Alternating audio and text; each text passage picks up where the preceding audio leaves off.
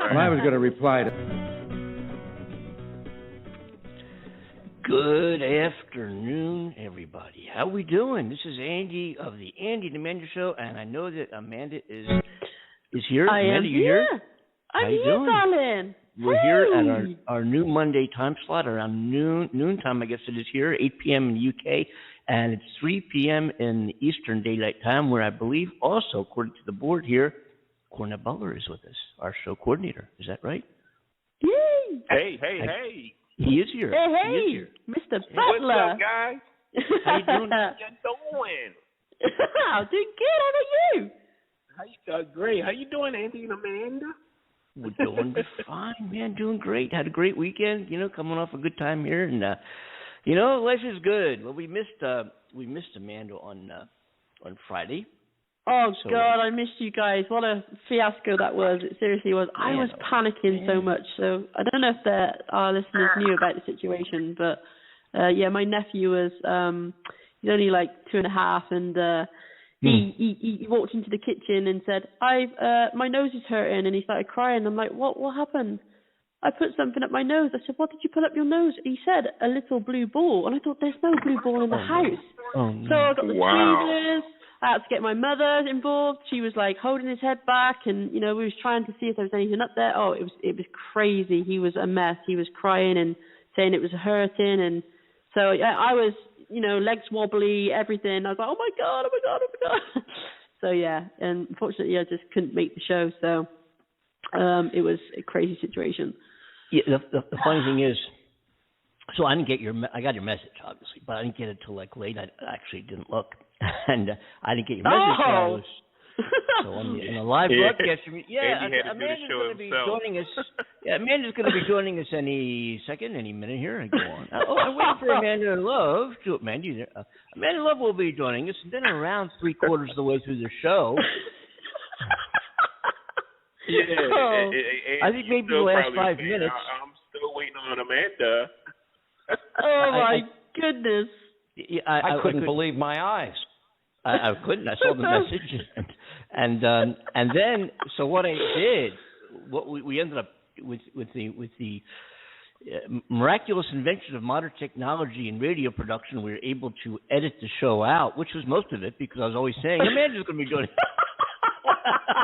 Yes. So actually, what you hear in the show, in the podcast or Friday's broadcast is, hey, Andy here, Andy and Amanda. We're waiting for Amanda. She'll be joining us here in a minute. Then, goodbye, folks. It's been great seeing you. I know Amanda couldn't make it today. Everything else got cut out because I kept saying Amanda's going to be joining us. No.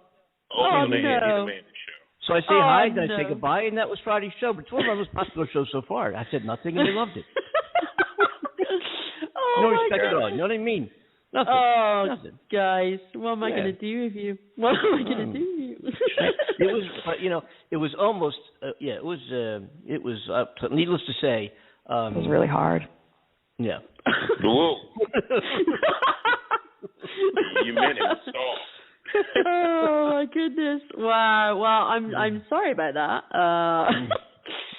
Wow, that's crazy. Oh, it's so good to be back though. I always miss being on this show so badly when I'm not on here. I really do. It's like I miss. You know how I miss it. I miss it. What I find myself doing is walking around all day long playing audio clips from the show. Excellent. Well, really? What I say is what I say. If you don't like it, I'm going to whoop you. You guys are not serious.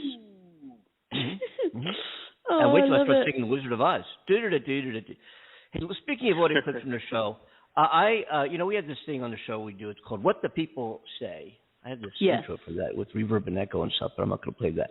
I don't know if you know it or not, but Rachel Maddow was sued, I don't know, a while back, by a supposed news organization called OAN, which is nothing more than a bunch of depressed Trumpies who are still pissed that Trump never won the election. He's the most disrespected, most ridiculous, most self-centered, most corrupt, most impossible, most dangerous president we've ever had in our history. And they're still wondering why he lost and they still won. So they used to promote that fact. And so they sued Rachel Maddow when she claimed that the Russians were behind the news organization. And I kind of I got a whole conversation featuring a whole bunch of people about that about that lawsuit. We went out in the streets and interviewed a bunch of people to see what the feelings were about that conversation, about that lawsuit. And here it is on the Andy and Amanda Show. Let's take a listen. Fantastic. Well, here's a fun story. OAN, the alleged news network that's just a bunch of Trump humpers, got very angry at MSNBC's Rachel Maddow. Apparently on the air, Rachel said of some of their reporting that it was simply paid Russian propaganda. This made OAN extremely angry, and they denied every bit of it. So you know what they did? They slapped Rachel with a $10 million defamation lawsuit. Oh my. Oh my goodness. Well, unfortunately, they lost that lawsuit. Now they have to pay Rachel Maddow $250,000. I love it when Trump humpers lose. The Japanese are involved here. Everything else after that is anticlimactic. Okay? Okay? It's a disgrace what happened, frankly, a real disgrace. We were talking about what was going on there, but also what was going on in the world. And I would love to be involved and have a relationship with any woman that's willing to have a relationship with me. He's always tried to make the conduct of the press the issue instead of his own conduct. Tick-tock, tick-tock. I have to see. Look, I have to see. No, I'm not going to just say tick-tock, tick-tock. I think what you just said is very important. It was really complicated. This is deadly stuff. You snotty little bastard. Mm-hmm. Yeah. I love their opinions. Wow. I gotta admit. Mm-hmm. So you get here on the Andy and Amanda Show. We talk. You get to the facts here. You know what I mean? This is like absolutely, and I love their honesty. You know. Mm-hmm. Yeah. You keep it real. They keep it real. Yeah, baby. Mm-hmm. and you think it might have been easier to go out in the street and get those interviews? Man, I got to tell you, worked my little butt off doing that. You know, getting all those interviews, getting out with my microphones and my studio set up. I'm so impressed. Mm-hmm. And at the end of it, did you get everybody to shout orgasm? Whoa. I was the only one who shouted that. Mm-hmm. Oh, right. Okay. Big one. How did that go down then? Yeah. Mm-hmm. Is it a big one? Yeah. Yeah, I got a lot of people to shout it, but not Republicans love it. They do. I got them to shout it, but yeah. Mm-hmm. Yeah, they. Oh man. So what's going on, guys? What's going on? Too much. Well, a lot. I had a great weekend. I had my brothers and everybody over. We had a little grilling and cook out and just drink a few beers and everything. Nice. And I miss you guys and. Man, I'm on the show on a Monday. Can you believe it? Yeah, how'd you work that out? Yeah. I don't know, Andy. I just basically just say, you know what? I'm just going to do it. Aw, love you, darling. Just to orchestrate. I really miss you guys. I was like, man, I was definitely, I'd text you guys or call you guys and like, how's the show going on and everything. That last show, it was the scammer show. It was kind of wild. I like that. Oh, wasn't that great? Wild. Let's call a scammer. I want to go. You know what? I think we should call another scammer. Do you think we should try to get another scammer? Go for it. Why not? You know what I mean? Let me find one. I got to sort. Hey, calling. I'm looking for a scammer. Anybody know one? Let me see. I think I got one here. Yeah, I got one that Pardon? That's called the It's okay. That's called the Juice Man. The Juice Man. Yeah, I'm going to try one. I'm going to try a scammer. I think this is a scammer. If not, we'll just we'll invite whoever we end up with. We'll just invite them on the show, whoever, if it's the wrong number. Hey. Yeah, right. You know what I mean? You're our random caller of today on the Andy and Amanda Show. How do you feel about that? Let's see what happens. My goodness, these scammers. That was the crazy show, Cornell. It was I know, so man. crazy. I was like, oh my gosh. The abuse that guy threw. I was sat here just like speechless. I was like, what do I say to this dude? What do I say?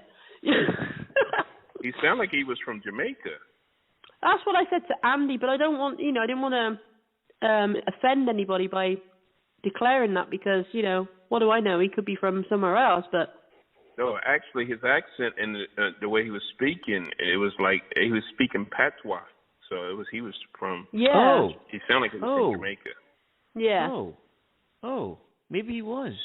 Yeah, Because a lot of these calls that you get, Publishers Clearinghouse, sweepstake giveaways and all that stuff are all and IRS agents and Social Security, they're putting a freeze on your Social Security. Those types of calls, a lot of them are generated out of Pakistan area, and so I just assumed that was too. But maybe it was like in the Caribbean somewhere down there. May have very well been. But I may have another. You guys just go ahead and talk. I'm going to find another. I think I can get another scam artist here. I must have a billion of them stored in my phone. For some reason, they all call me. Unfortunately, there tends to be a lot of scammers from like India and India. That's another one. Africa. Yeah, India. In the UK. What's going on? Tell me what's going on in the my UK. goodness! So now we've got the army driving a lot of our fuel tanks to get them to petrol stations. There's like 20% of the southeast that has been without fuel, which is crazy. Really? Absolutely crazy. Yeah, it's been crazy. And people have been attacking each other with knives, and fights have been breaking out at these gas stations, Are you serious? No, I'm serious, yeah. The ambulance services have been struggling to get fuel. So it's turned into one big nightmare just from people panicking. They're allowed £30 of fuel. That's sufficient enough until their next top up. They shouldn't be like going over because they think suddenly there's going to be no more fuel anymore. If people stop panic buying, we wouldn't have this situation. So it's silly. It's so silly the spin that we get ourselves into. So there's been that going on, and that chaos is still crazy. Also, I've heard something really cool actually. So people suffer with severe depression and stuff, and they were saying that this volunteer signed herself up in the US, I think it was, for a brain implant that would lift severe depression. They said an electrical implant that sits in the skull and is wired to the brain can detect and treat severe depression. And US scientists believe, after promising results with the first patient, that this is the way to go. Sarah, who is 36, had the device fitted more than a year ago and says it has turned her life around. It's a matchbox-sized pack that sits just underneath the skull and sends these electrical impulses through these little wires to the brain. They drilled holes into her skull while she was awake. Oh my gosh. Yeah, that's pretty scary. That just freaks me out. But she said it's really helped her. Yeah. She's the first person to have this experimental therapy, and she said she had a person. No, yeah, hopefully not. She'd had a succession of failed treatments, including antidepressants and electroconvulsive therapy, and they just didn't do her any good. And she said the surgery may sound daunting, but the prospect of gaining any kind of relief was better than the darkness that she'd been experiencing. She had exhausted all possible treatment options, and her daily life became so restricted. She barely moved or did anything. And the surgery went really well, obviously. It tucked, beneath the skull, like I said. The procedure took a full working day and was done under general anesthetic.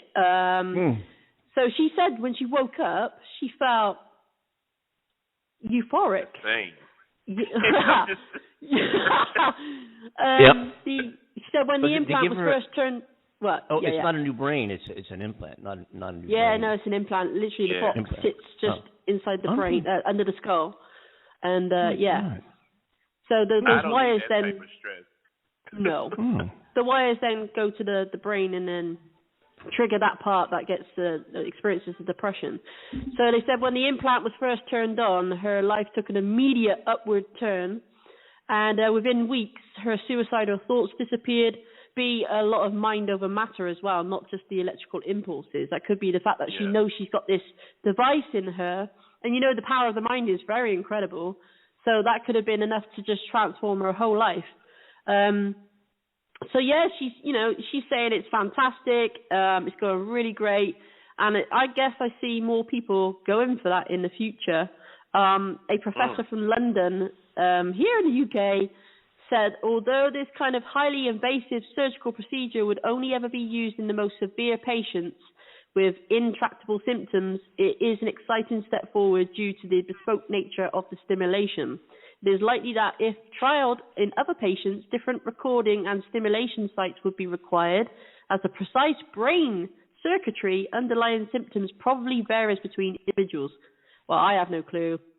I trust these scientists. But at the end of the day, you know, I'm surprised we haven't got to the core of what depression is. A lot of people claim to know what the core is, but I don't know. It feels like all these devices and medication, everything is just a way of masking the problem and not getting to the root of the problem. You know what I'm saying? Yeah, you know what I think sometimes. I'm sorry. What's that? Go ahead. No. Sometimes I think people get depressed because they are good. Sometimes they do so much good for people.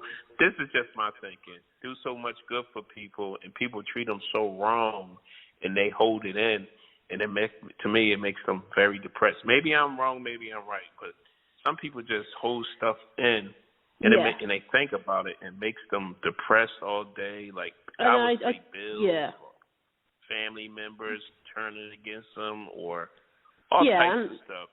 Yeah, there's certainly various levels of depression. You know, I've had people come to me before and say, "Oh, you're depressed. You suffer depression." Oh God, I get depressed a lot too, and they kind of brush it off as if it's just, you know, I've had a low day, a down day. Yeah, well, that's natural. Clinical depression is not the same thing as somebody having a bad day and being depressed as a result of that bad day. It's actually a clinical diagnosis. It's like a disease. You know, it's a sickness. Yeah. Right? And it needs to be treated pharmacologically or through counseling or a combination thereof, I guess. And depression affects millions of people around the world. And it's not like I had a bad day, I'm depressed. Oh, I broke up with my girlfriend or my boyfriend or whatever, and I'm depressed. I got fired from my job, and it's depressing. I didn't get the financing for my house, and I'm depressed. You know, it's a totally, clinical depression is not the same thing. And I think when people hear depression, they say, "What is this thing about depression?" You know, well, depression. You say, "You get over it." You know what I mean? But it's actually a clinical condition. It's not something you just get over. You know. Yes, it's very true. It's like I'm glad you said it, Andy. As you guys know, I experienced it myself from about, I think it was about 18 years old onwards, but I felt it building up before that because, I lost a friend to suicide. I lost 2 family members within a week of each other who died. I lost another friend after that to suicide. And my job was really abusing me. I was working all these hours I shouldn't have been working. I wasn't getting paid for it. And I had so many crazy things going on in my life at that point, and the weight of it just became all too much. I wasn't expressing, I wasn't talking to people about it, but I felt this emotional pain just build and build and build, and the mental tiredness that came with it, the physical tiredness. And eventually it just got to that breaking point where I felt like I couldn't take anymore. And I went into myself, I broke down, I couldn't leave the house, it was a crazy experience in my life, and I guess I'm very grateful to be able to look back on that and say, wow, I made it through. And, I gave up medication. I took it upon myself to stop because I got to the point where I recognized the medication wasn't helping me anymore. I took it for so many years, and it was just like, it's not doing anything for me. What am I doing to my body by continuing to take this? And when I stopped taking the medication, I noticed I didn't feel any different off it as I did on it. So that's when I clearly knew that medication was literally masking, putting a Band-Aid over the problem for so long to just give me some sort of quality of life. And what I really needed to do was go into myself and say, okay, what caused this in the first place? Visit those places within myself and try to work out why I felt that way, really try and help myself with it all. And through that, it took time, but, through that I managed to get to a more saner place again. And didn't feel all that weight as much. And the best way I think is describing it to people is like, when you come into this world, you're a blank canvas. And over time, when you're growing up and through your adulthood, you get layers of paint painted on that canvas all the time of your life story, different situations, different life experiences, different stages in your life. And eventually, instead of wiping that slate clean, we end up building up all those layers of paint until the canvas just can't hold all that paint anymore. And depression is a way of stripping all of that back because it literally breaks you into what you feel is nothing, shuts you down. That's we have a cure here. I just looked up the cure for Excellent. depression. Let me see. I've got it's a lot actually. It's a lot, but here's the this keeps coming up. I guess you depressed, then just do this. You got to pick a pocket or two. Oh, and I was thinking you were going to say the Andy and Amanda show. Oh my God, Andy! I feel better now. Thank you.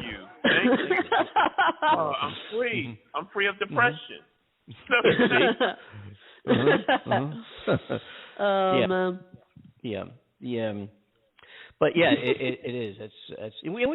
We've addressed that with guests on the show in the past. We've talked about various levels and grades of depression and human motivation, and but sometimes when you have this overwhelming umbrella of you just can't get out of it. It's just how your brain is chemically wired, so to speak, and it affects your whole life. I mean, and people it's hard to imagine. Yes, me and my, and I guess for many, I guess it's hard to imagine that life would be so bad that you would end your life because of depression. But we can't if you're not there. You hear stories. We've all heard stories. But if we're not there, But yeah, there's a lot. It's out there. It's in the open. People have talked about it. It's been the subject of many shows, of talk shows, of articles, of books, of research papers written in journals of medicine and psychology and psychiatry. And I think it's great that's being brought to light a lot more because being all over social media as much as I am, and I've had friends suffer with depression, and I've shared my story with them.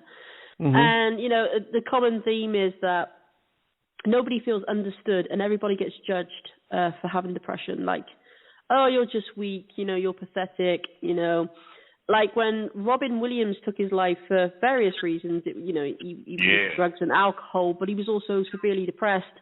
And Chester from Linkin Park, when he took his life, he was going through major depression. So, you got a lot of people, especially, you notice it happens a lot within artists, people who are sensitive and creative.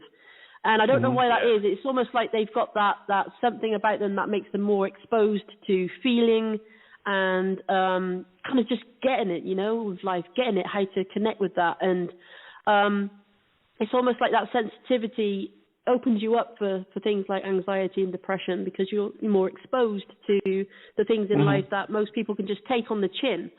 And I think, it doesn't make you weaker or a bad person or anything like that. And it's so sad to know that people get judged so much, but it's being talked about more and more all the time. There was a time when doctors used to say to me, mindfulness didn't exist back then when I was experiencing it. And they offered me the option to speak to a counsellor, and I did. And that did nothing for me because all I was doing was talking. The person was sat there in front of me nodding their head. And it was just like, there's nothing being given back to me as a reason why I'm going through this. I'm feeling heard by you, but it doesn't feel like it's shifting anything within me, the heaviness, the struggle. And so it was like, here, have some medication. This will help you. And I'm grateful for that medication. It carried me through so long for me to be able to get to the point where I could work it out and then eventually come off it myself. But it's a long process, and I think people need to be very compassionate towards those going through it. It's not an overnight thing that you can just snap out from. And we do need to be very caring when it comes to how we express to these people that have got depression, because you say something, it can push them over the edge, definitely. And unfortunately, I have a sister that actually get depressed, and she calls me, and I talk to her because sometimes she thinks everybody against her, and then when she get out of it, she's a happy person. And the next day, she's like depressed, down. I'm like, dude, it's like, you okay? She's like, no, because I said, what's wrong? She said, I don't even know. I don't know. I'm like, I'm feeling bad. I try to talk to my sister all the time, every day. If I don't call her, just one day she felt as though that I'm against her, but I don't love her anymore. Oh, bless her. So, wow. Yeah. It does. It makes you feel insecure. Sorry, darling. My great aunt came up to me and said that she was very depressed. I asked her why, and she said there's no such thing as a G-spot. Yeah, that was. Crap! You Wow. didn't find it yet?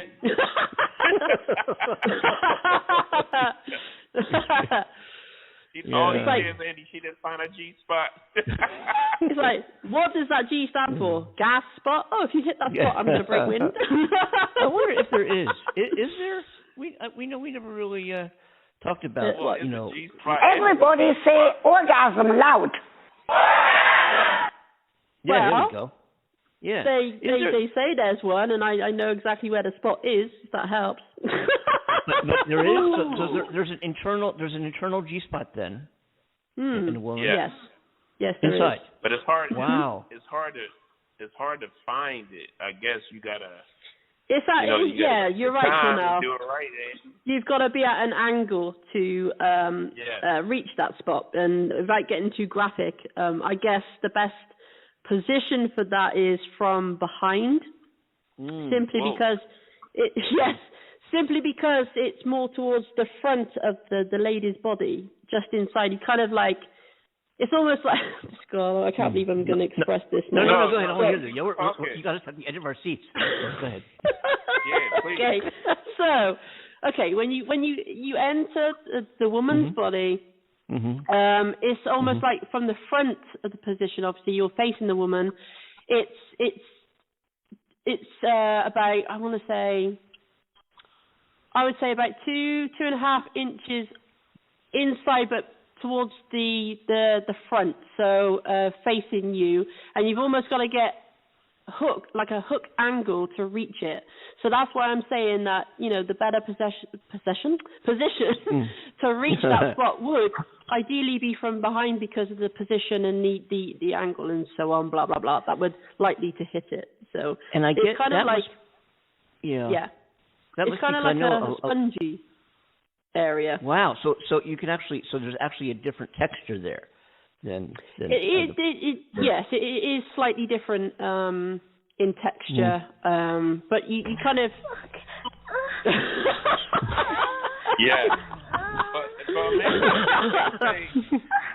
Amanda, they said men. Wow, they said men have a G spot too. Oh, really?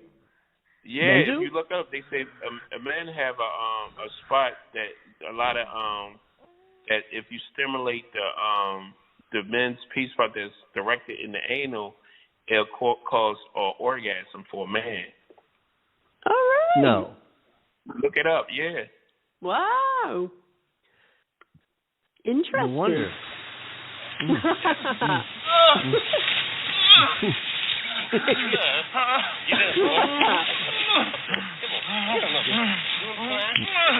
Yeah. Anyway. Yes. So, yes. I hear Captain Kirk is going into space. Yes. I like how you changed the subject. I love it. Yes, Captain Kirk, who's 90 years old, is Jeff Bezos, I believe, is sending him into space. He's 90 years old. The former captain of the Starship Enterprise. No, he was the actor who played the former captain, Captain Kirk. He's going to go up in Blue Origin, Jeff Bezos' space machine. It was announced Monday, and he's 90 years old. He'll That's go incredible. on. He'll be going up with our own Amanda Love, and yes. No, he'll be going up with. Hey, someday you never know. He's going up with Audrey Powers, who is the Blue Origin Vice President of Mission and Flight Operations, and Chris Bogian and Glenn DeVaries. I don't know who they are. They probably paid for the ride. I don't really know.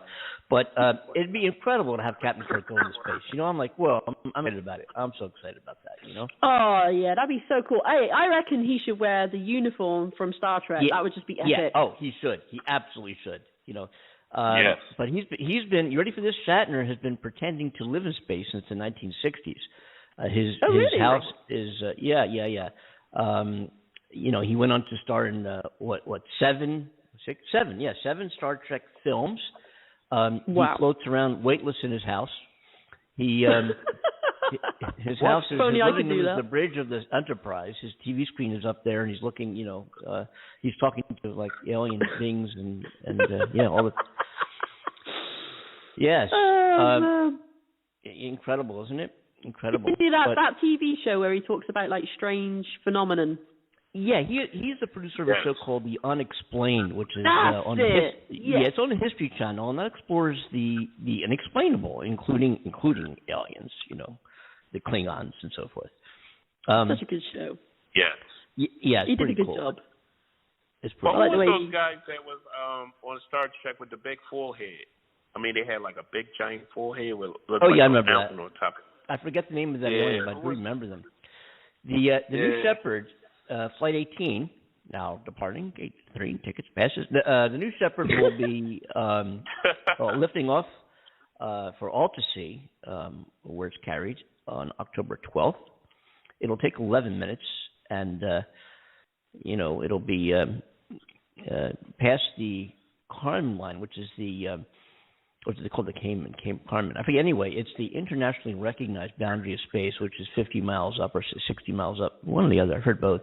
But what they do is they go up to just beyond the boundary of what's defined as space, and they float around just for a couple of minutes and come back down, which is really not the same level of civilian spaceflight as our last 4 civilian astronauts went up on the what was it called, the Inspiration, the fundraiser for the St. Jude Hospital, which raised over $200 million for St. Jude.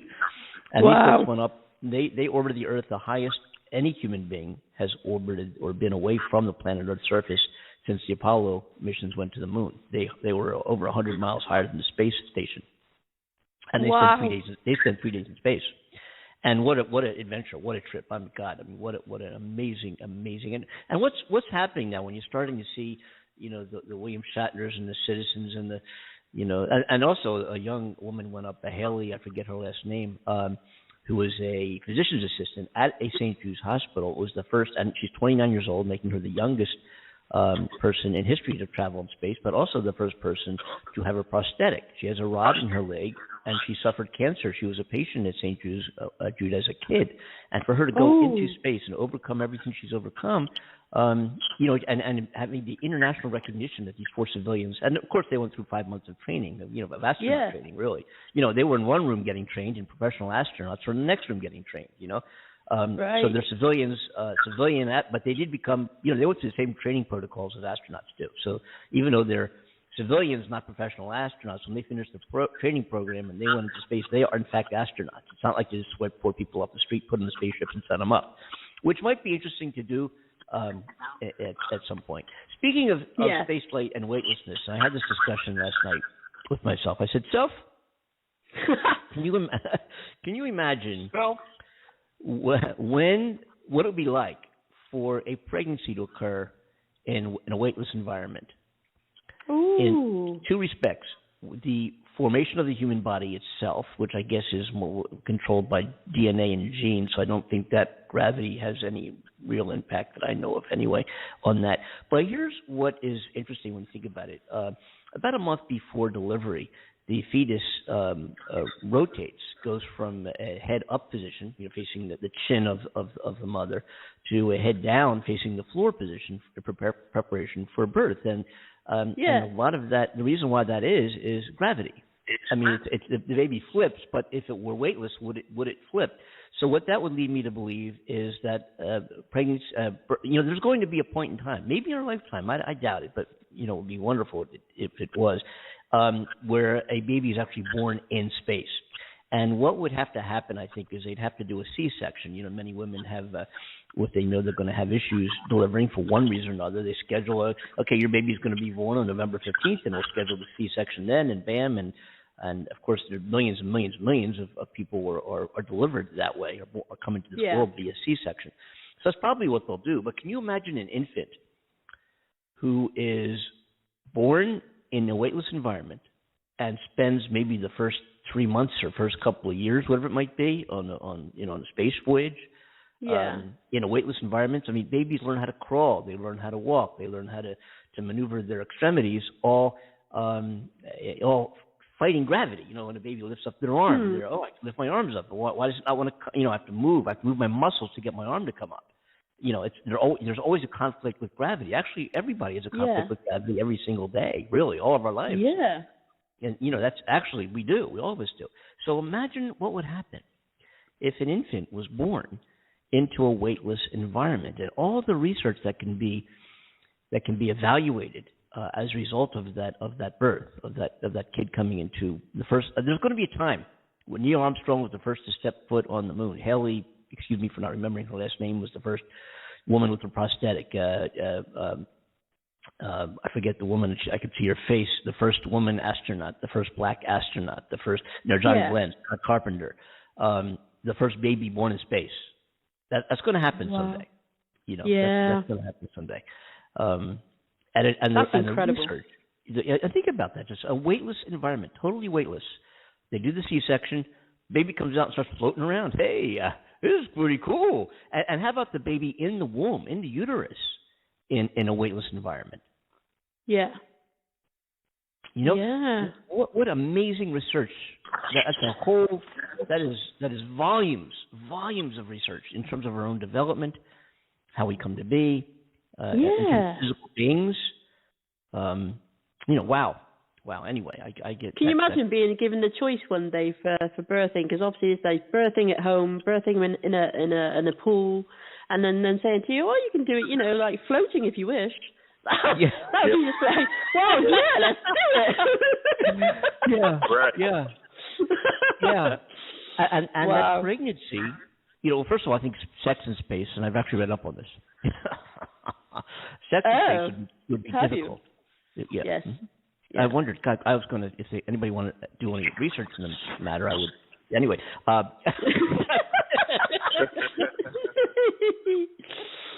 You know what I'm saying? Oh, my gosh. Yeah. One track mind. Andy, but anyway, go ahead. Sorry. No, you go ahead. I wanted to ask you, in the future, you think men are going to be able to have babies? Well, I think men are going to have babies.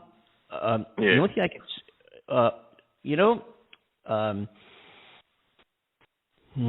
let me think about that for a second. Let me just put that through my thought processes.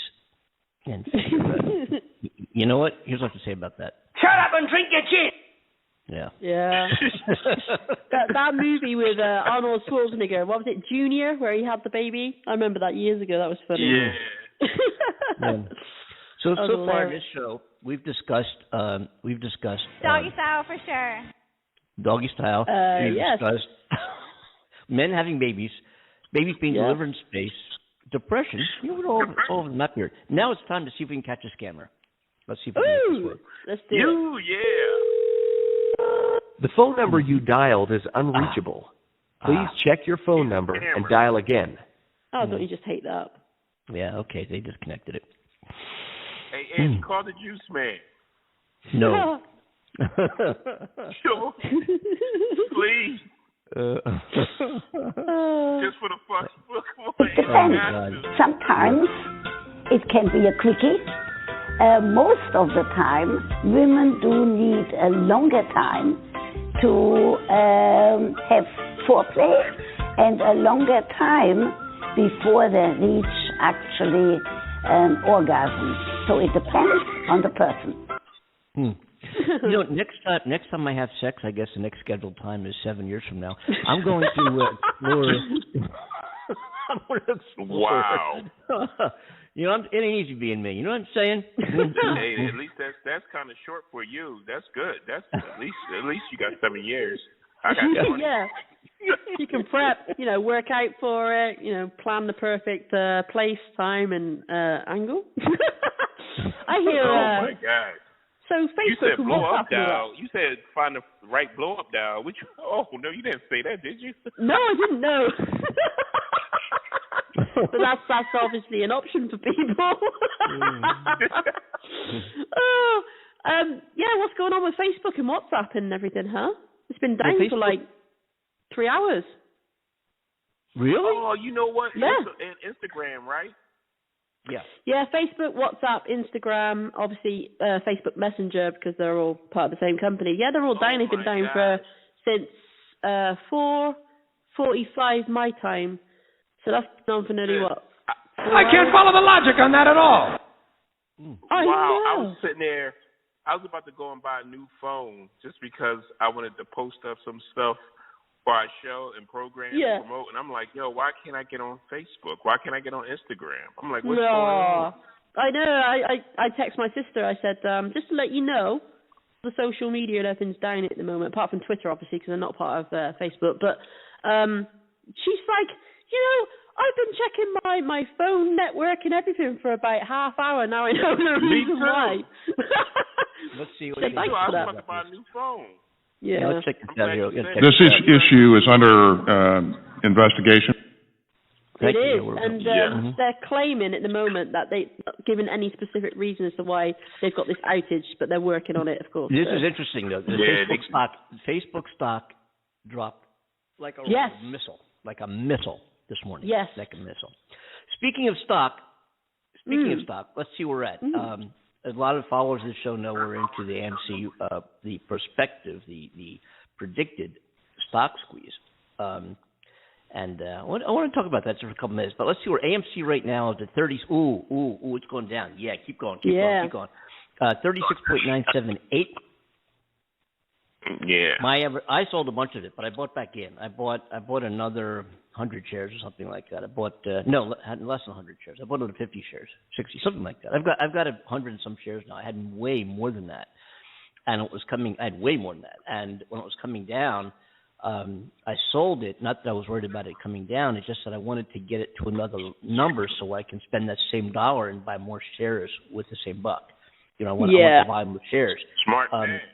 But the last price change, AMC is down $1.48, or 3.86% for today. Lost that 36.978. And here's the deal: as we've talked about, usually it's Fridays, but we didn't get to do that this Friday because wasn't with us. Anyway, but okay. No, but Lee Van Dusen, who normally comes on the show to talk about stocks, investing, and squeezes, couldn't join us Friday. So, and not only that, but as I said earlier, I had to cut the whole Friday show out because the whole show is me saying Amanda's going to join us any minute.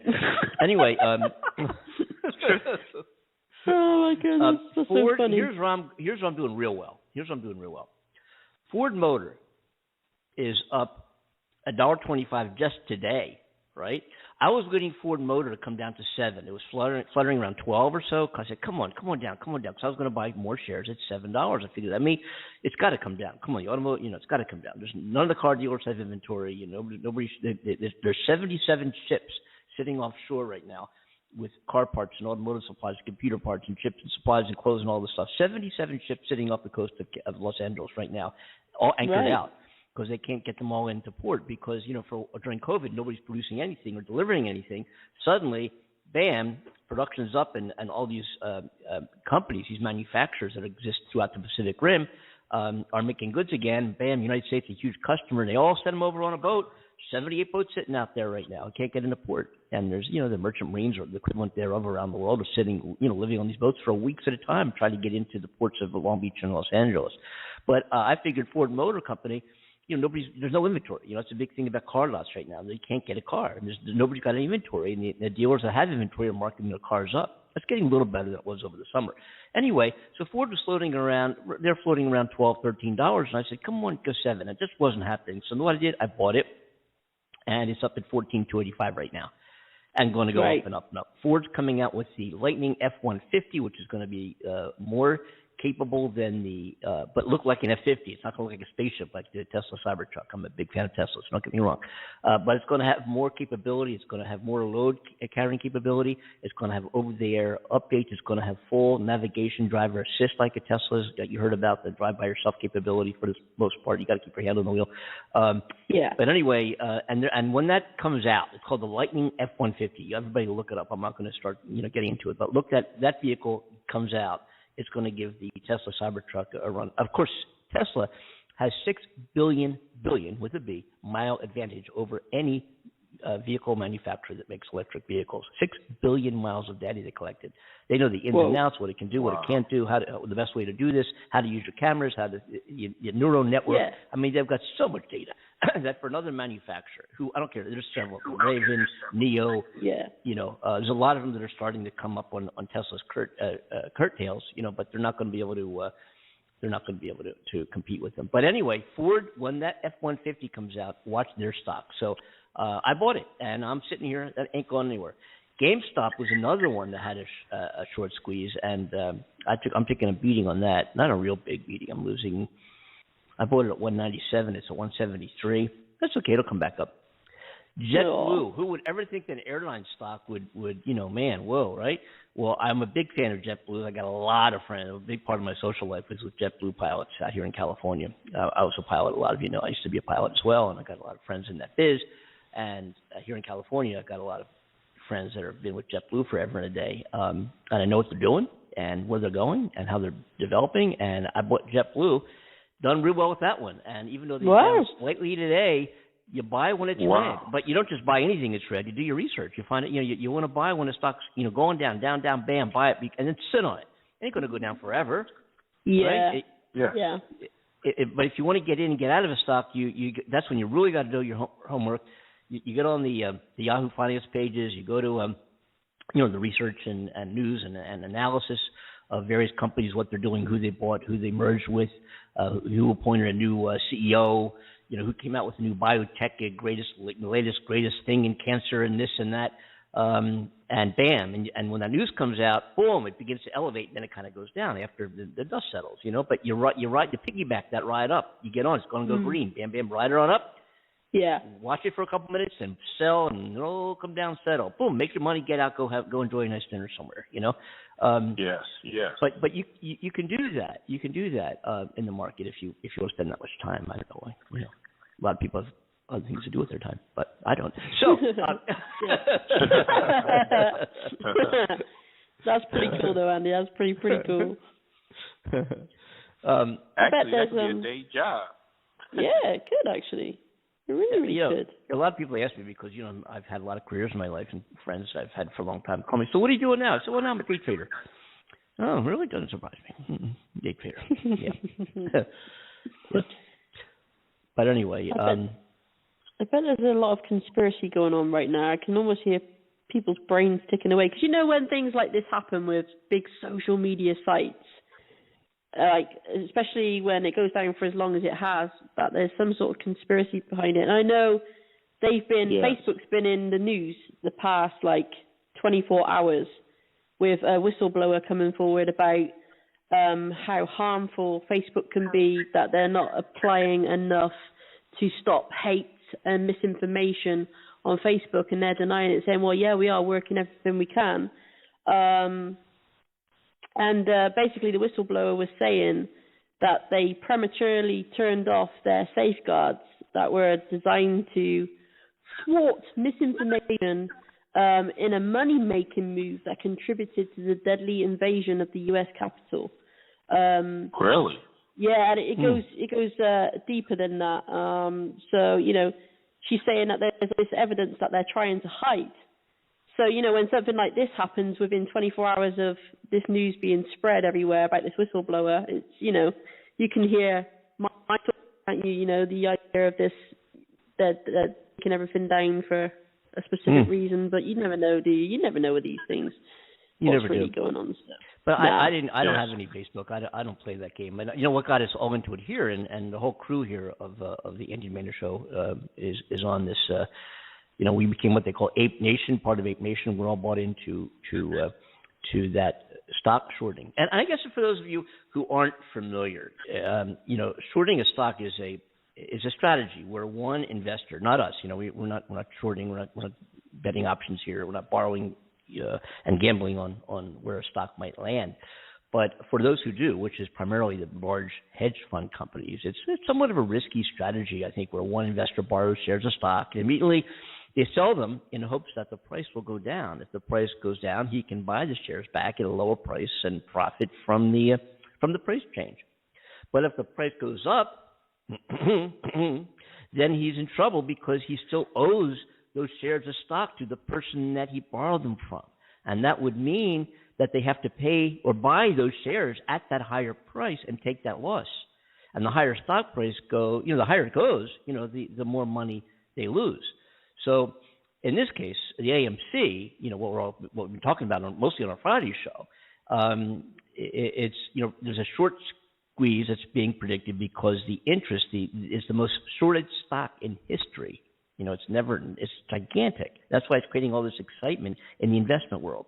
And what happens when that occurs, it's when other investors realize what the short seller is doing, they attempt to buy many of those remaining shares. If they can buy all the remaining shares of stock, then the short seller will, in theory anyway, be forced to pay whatever price the investor wants.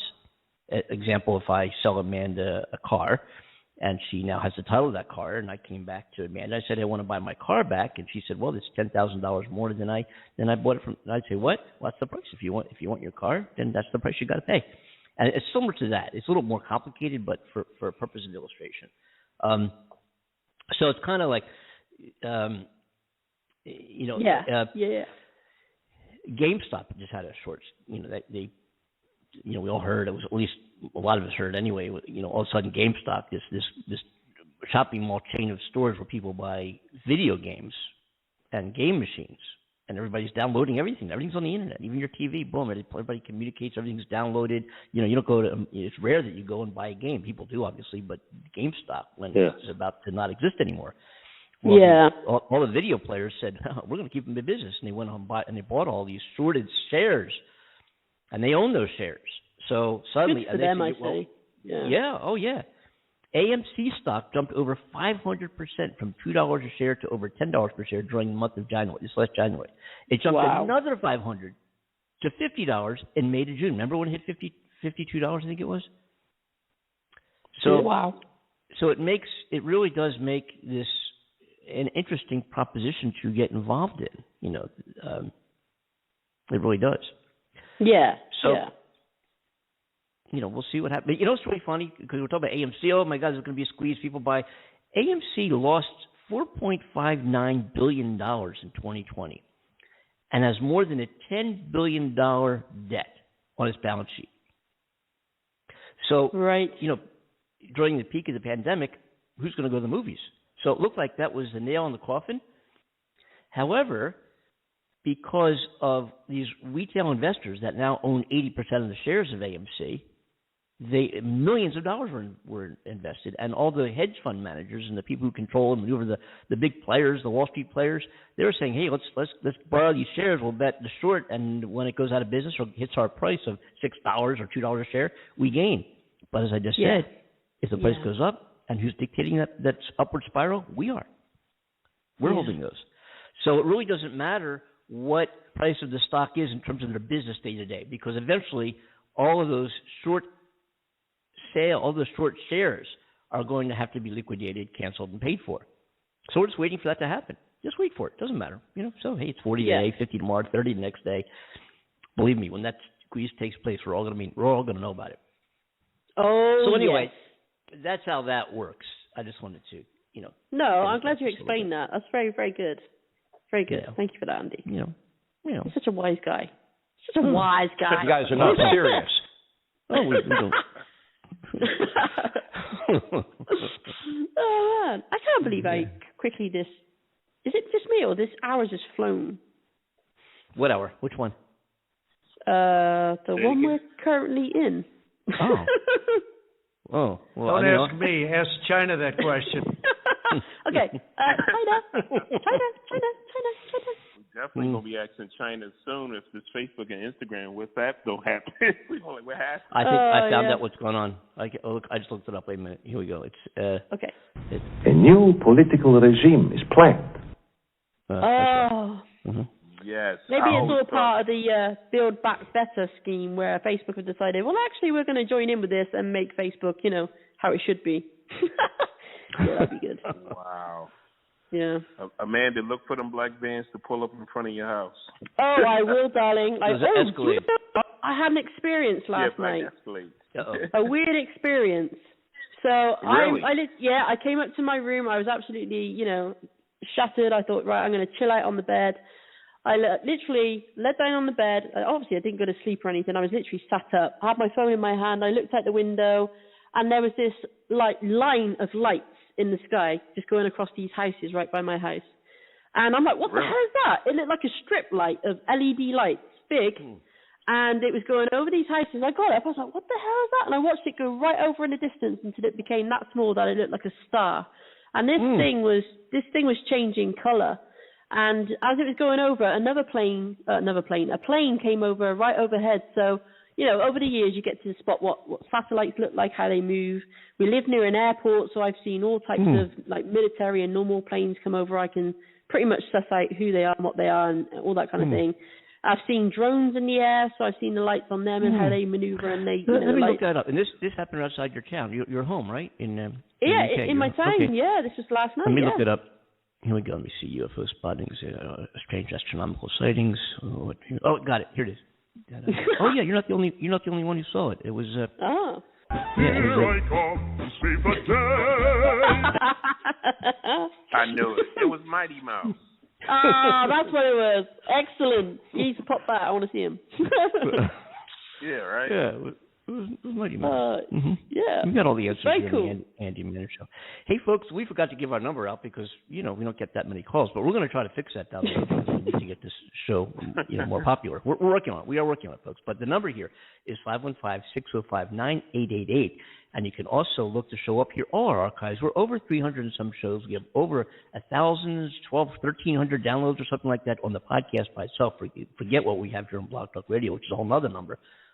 We have 7, I think, on Blog Talk. Anyway, no, I'm kidding. There's a but anyway, AndyandAmandaShow.com.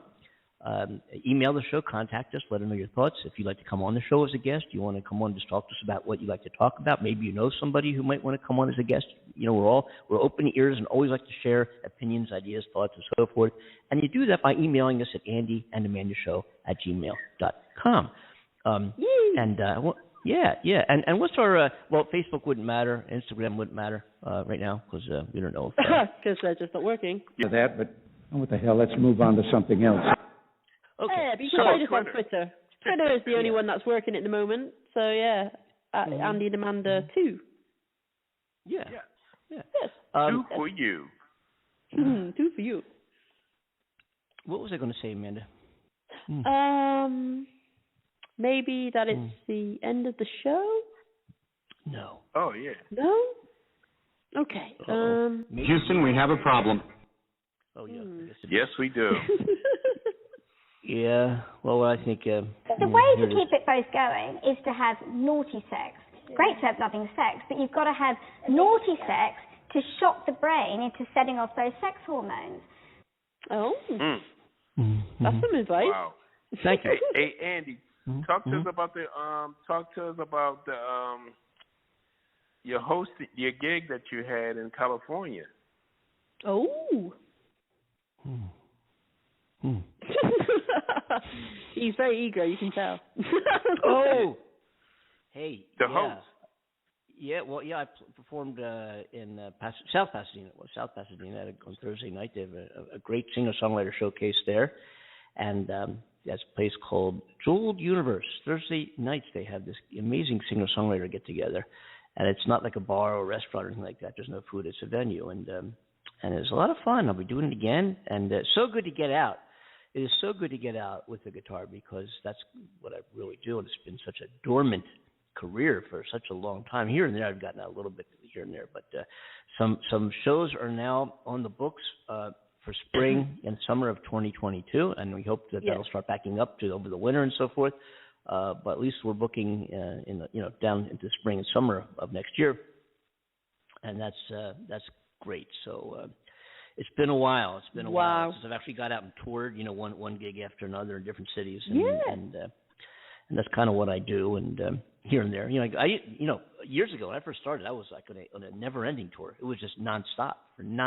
Boom, 200 shows a year, plus hosting showcases, going on the radio, doing things, playing festivals, playing venues, and I was just getting started. I was just like, whoa, I didn't even have a demo kit. I didn't have a press kit or anything. All of a sudden, boom, I got a manager and things are, the paper, I'm on the radio, and I'm out there playing. I'm like, how the hell did this happen? I'm a pilot. I want to grab the microphone and say, ladies and gentlemen, from the flight deck, but I realized I was on stage. I can't say that up here. If you look out your right side, you'll see Andy. If you look out your left side, you'll see more of Andy. Yeah. And anyway. Wow. But yeah, so Thursday night that was a great to be. It was great to be out, and fantastic. Oh, that was nice, man. Yeah, that's great. You will be. We'll be doing more of it for sure. And loving it. Listen, this is the way it is. Yeah. Yes. Yeah. Yeah. I hear that a lot. I was going to say something. I don't remember what it was. We're talking about news. You was talking about the numbers. You was giving out the number, and basically you were saying that. I forgot what you was going to say. Yeah. The brain fog is circulating. Yeah. But anyway, there's some things we're going to get to. We're getting backed up on our show. We don't have an agenda on the show, but we like to talk about different things, and sometimes we, have different segments of the show that we revisit and bring back from time to time. We try to, but yeah. Mm-hmm. We don't always. What?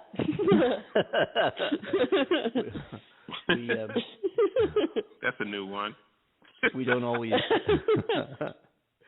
We don't always get to, the things we talk about, whatever comes to our mind, and that's the beauty of the show, I think. But what we're going to do very soon is, remember this. Oh, yeah.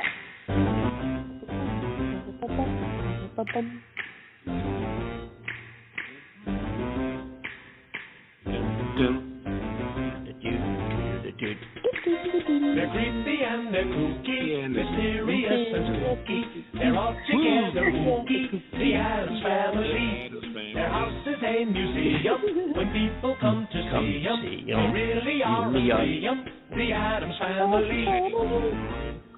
Neat. Oh, man. Sweet.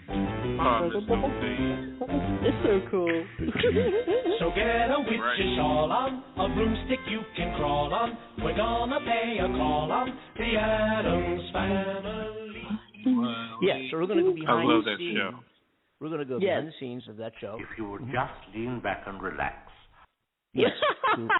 Yeah, absolutely. I'm looking forward to We'll do it on, Amanda, should we do that on Wednesday? On Wednesday's show? We'll go behind the scenes. Yeah, we're cool. Friday. Let's pick it up them. on Wednesday. So Wednesday, folks, we'll have another adventure on internet radio with Behind the Scenes. And I guess you're behind the seams.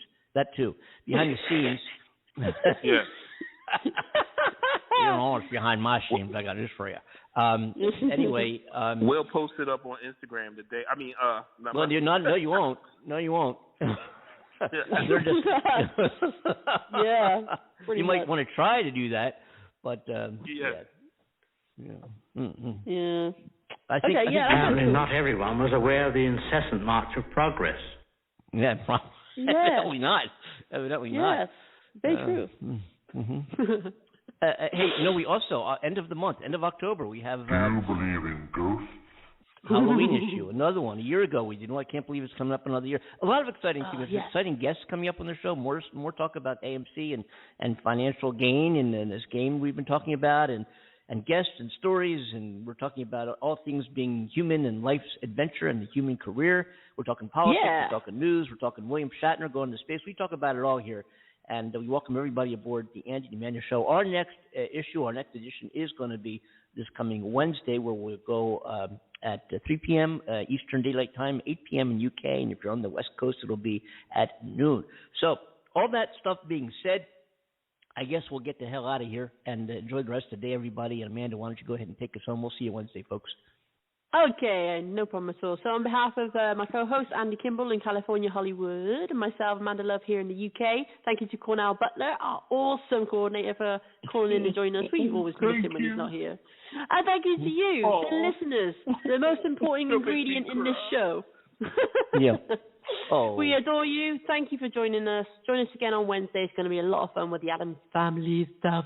So yes, come and join us and have fun. We'll see you then. Yeah, we will be back. We will be back on Wednesday. I understand that scientists will soon make it possible. Yes, they will. So we'll look forward to seeing everybody again. Yes. Enjoy, folks. We're out of here. Take care. Bye bye. Bye bye. Bye bye. Bye bye. Bye bye. Bye bye.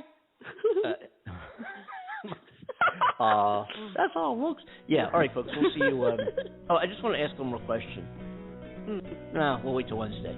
All right. We'll wait till Wednesday. Yes. Okay. Yeah, wait till Wednesday.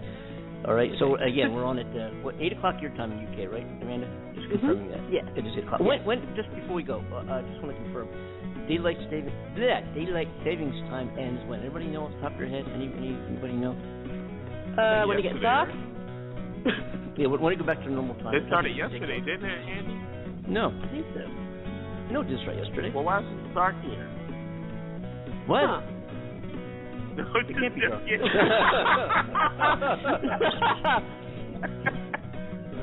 Oh man. We'll see you, folks. Take care. Bye.